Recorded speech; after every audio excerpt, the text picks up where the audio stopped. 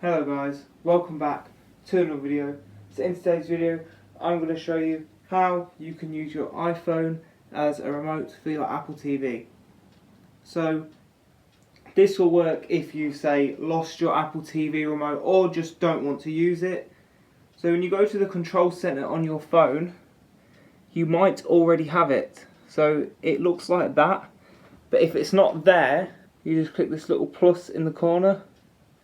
Then click add a control and then just search remote. Then you can add it. So now I've got it twice.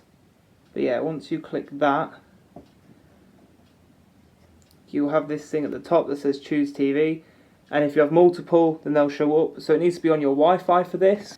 If you want to do this because you've lost the remote and your Apple TV isn't on the Wi-Fi, then if you have the Ethernet version, just plug in an Ethernet cable. If not, I have a separate video on how you can set up your Apple TV without a remote. It will need resetting. But yeah, click it if it comes up.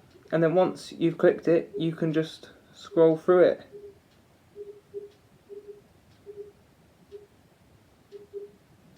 What's quite nice about doing it this way is when you go to search, you can use your phone keyboard instead of swiping, which is much nicer. You can go back, you can turn it off. So, yeah.